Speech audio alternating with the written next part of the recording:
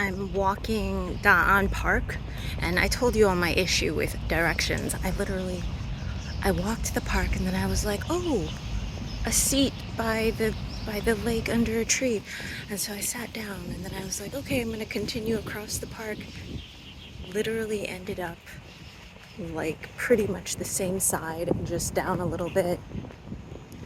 Like, am completely unaware of where I am.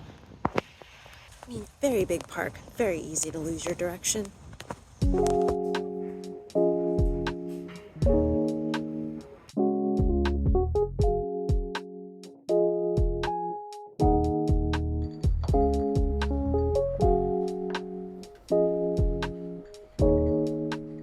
Okay, so ever since going whole food plant-based, it's been really difficult to travel, and even in a place with vegan and vegetarian restaurants, sometimes, I mean all the time, it's been difficult finding food there.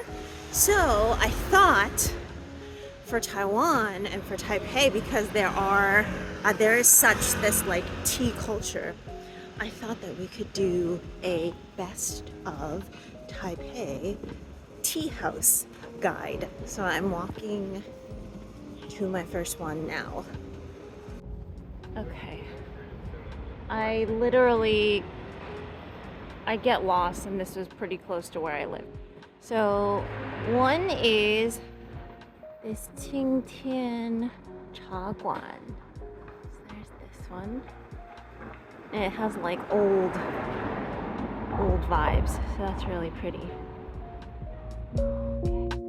Oh, that's so pretty. One of the many tea houses to be visiting. Okay. Just walking into the first one.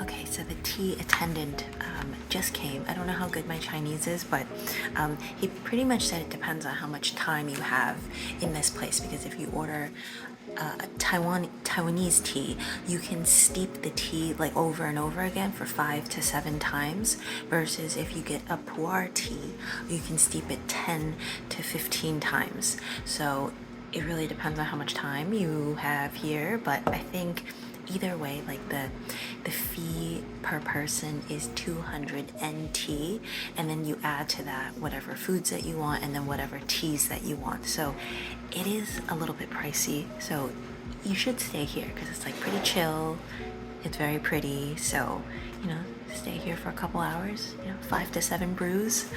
Yeah, and then there's all different kinds of tea, and then foods. They always have these at tea houses, like little cakes and stuff. I have to ask him whether these are vegan. I wasn't really expecting anything too vegan friendly, but I think some of them like might be, like this black date walnut cake.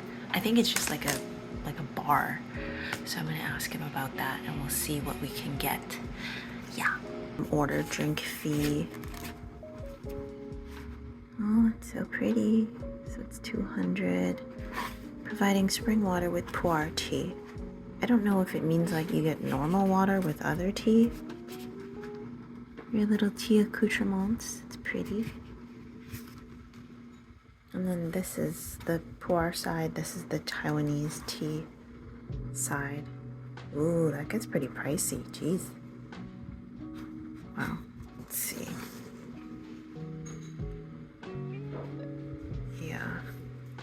Yeah, I know it's soybean pudding, but that definitely looks gelatinous. So the instructions. 好，谢谢。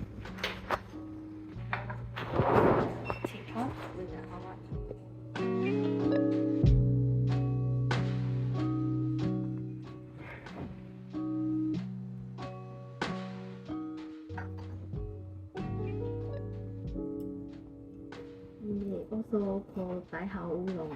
The 白 is mean white. You can see the tea leaves and some white parts.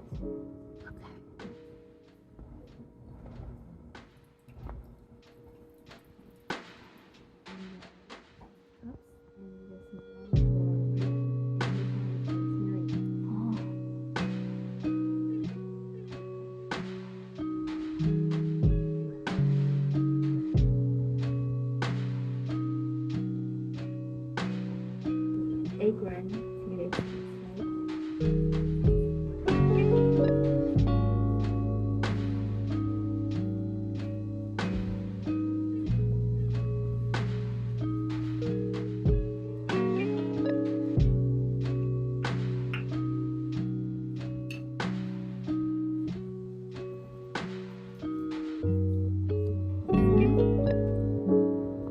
We use the 85-degree water. It's more low temperature. If you use high mountain or Dongding oolong, it's 95 to 100. Okay. It's more higher.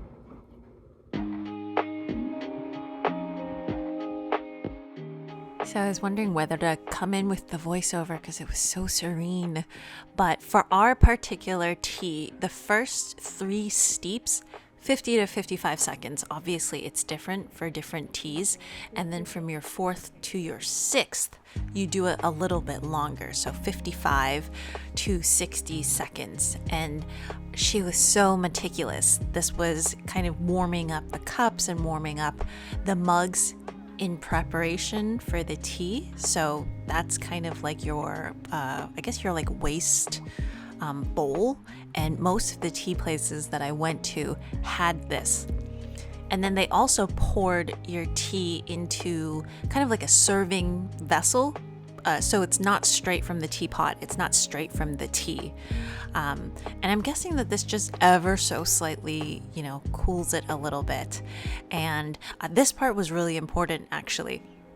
Leaving the lid open between brews so that you let the tea leaves aerate. And she also had this pick in there, like you're seeing now, where you're aerating the tea leaves and you're kind of making sure that they're lying flat again, ready for the next brew. So this next step here is preparing the smelling teacup. So you actually only do this on the first pour, on the first taste, and I think it allows you to sample the different notes a little bit better since it's the first steep. And what you're seeing here is a smelling teacup, and then the drinking teacup goes on top. So she's showing us a little bit of a process here of what you do, and then I'll show it to you kind of right afterwards.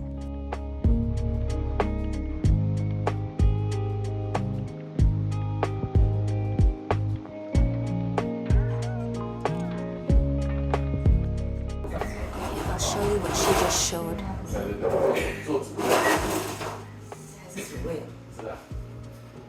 So about 70% full.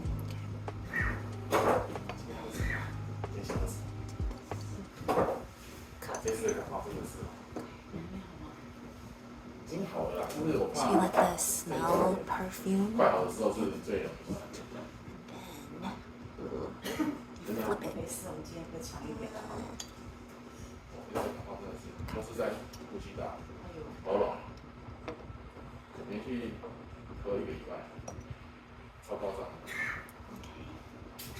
And then you smell it. Man, it smells floral, but like actually of honey. Like sometimes people will be like, oh, it kind of smells like honey. This smells exactly like honey. Warm it. It smells so good. And then Just taste it for you.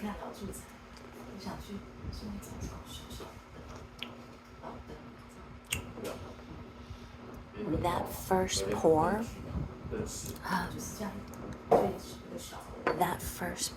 I was like, oh my gosh, it literally tasted like they put honey in and that it was sweet. But the tea person actually said that it was like something like in the summer, when bugs bite the tea leaves have this like response to the bugs by producing this flavor, this like honey-esque flavor. So it was actually sweet. And then I think each subsequent time the flavor changes. I feel like this time it's a little bit less sweet, a little bit more, I think, like tannic, tanniny. So yeah, so we have, I guess she said a total of 8 times with this tea. Yeah, just kind of. So look, she just brought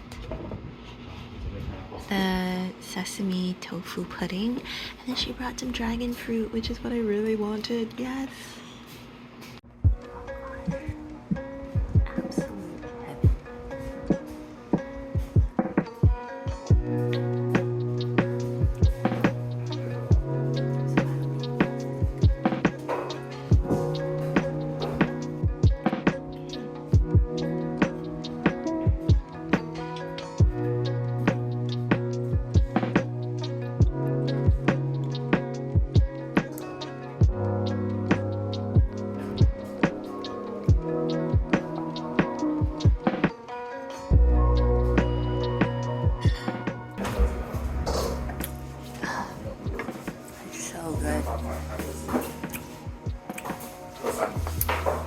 It has like both a strong but sweet soybean flavor, not bitter, and then the sesame is so fragrant. It's so good. It's so good.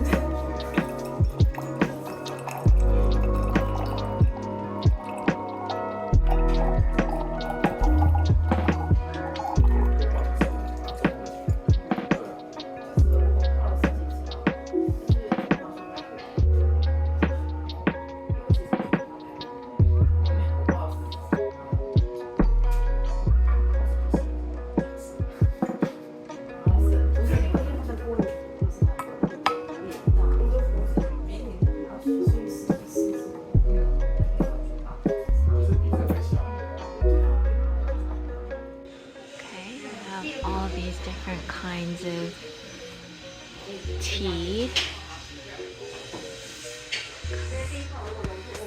and then all of these really nice like handmade teapots. Just took a look at that one. I think it's like a 3,000 pound teapot. Okay, I'm just gonna touch it.